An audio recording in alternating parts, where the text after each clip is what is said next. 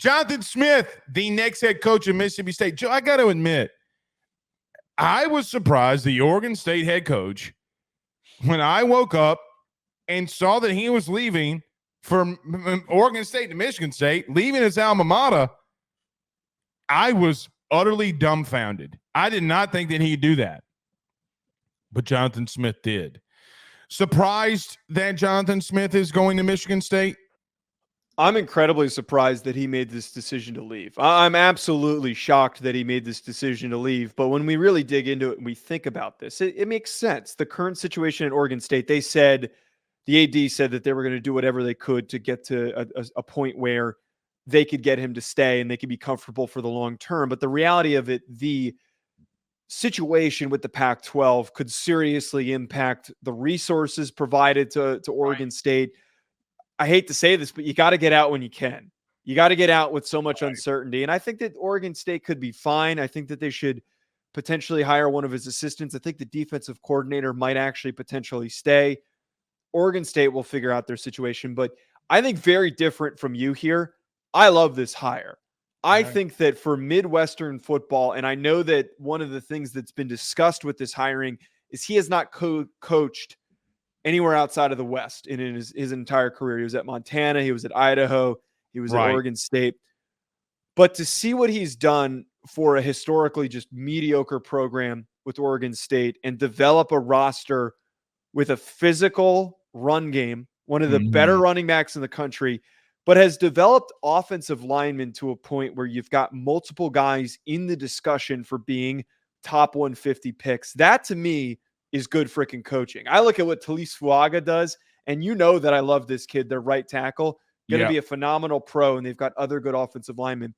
To be a good coach in the Big Ten and to get back to the point where they were in the Big Ten championship conversation and also in the college football playoff conversation, you got to develop offensive linemen, guys that are coming from the Midwest that aren't five-star recruits, and molding them into elite physical mauling players. And to know that he did that at Oregon State is proof to me that he will find success early at Michigan State. I think that he has the toughest job. Don't disagree with that. Well, of the three that we just discussed, I think that he might have the toughest go of it. I don't like that he's never been outside the West. I don't like that he's going to be in the Midwest for the first time. What I do like is his offensive style, his style of play feels like Michigan State. It feels like completely agree with that. Okay. It feels like what they need, right? Like, could you imagine him getting guys like Kenneth Walker and some of the O linemen that they could get in Michigan State? And look, Michigan State, they're yearning for a winner. Joe, they had, what was it, something ridiculous? Like they had a booster give them their program, like their athletic administration, like $500 million. Really? I didn't know that. Well, that was the whole thing with Mel Tucker. Remember that they had somebody give over like a group or something. Maybe it was $100 million. I don't remember.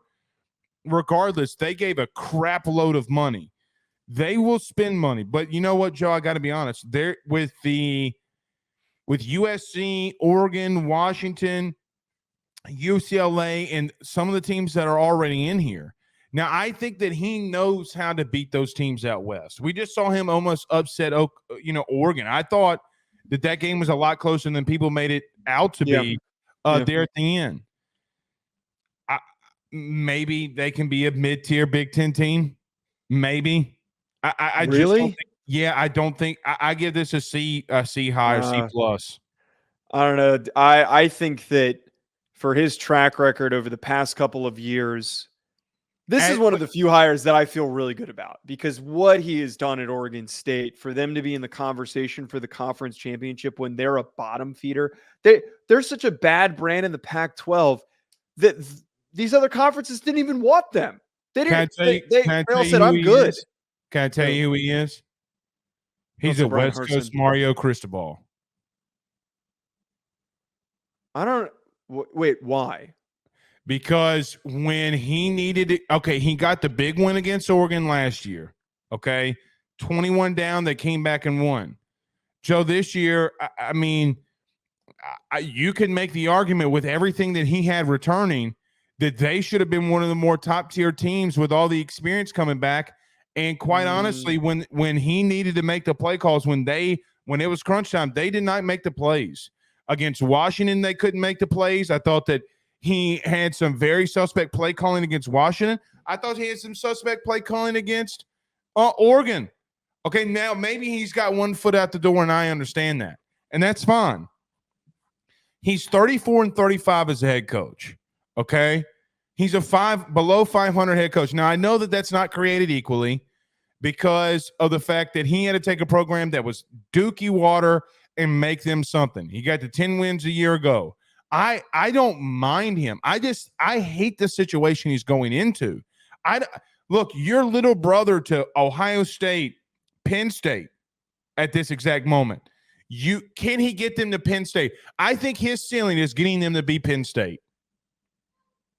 I think that's attainable. I think that's very attainable because that was what Mel Tucker, who frankly I think was very overrated coach, got them to that point. And when D'Antoni was there, am I tripping? It's D'Antoni? Yeah, it's D'Antonio.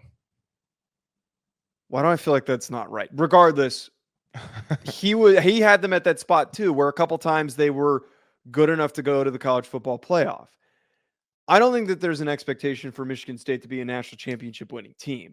I just think what's so impressive to me for him to do what he did at Oregon State. It's Mark D'Antonio. You're right. Okay, D'Antonio. It's worthy of him giving praise. And I don't compare him to Mario Cristobal because Mario Cristobal has had two situations where there is unlimited resources, unlimited brand recognition, that's fair, attraction for recruits, and he is underwhelmed. For them to not win the conference is pretty lame. For him to be in the conversation for just in the championship as one of the worst brands in the Pac-12 is a massive, massive accomplishment. Like when was the last when Steven Jackson was there is the only time that I can think of that they were competitive. They're really never a good team except for when he was coaching them. Yeah, look, you're not wrong, but I mean, let me ask you this question. Okay. Well, I'm going to leave that be because the program and the coach that I'd label him to, okay, or the situation is going to get us absolutely killed. Look, I think it's a C plus higher. I don't think he can get to where Penn State is. For me, it's a B plus. I think it's a B plus because of his coaching background, his success, I think is easily replicable. At the very least, for me, I know what his floor is. Like, I know that he is somebody who can step in and at the bare minimum is going to get them eight wins. But the question is, does the fan base get frustrated by a guy who wins 8 wins in his first 3 seasons? Is that something that leads to frustration? I think the way that they look at it right now, they wouldn't mind it. Right. Okay.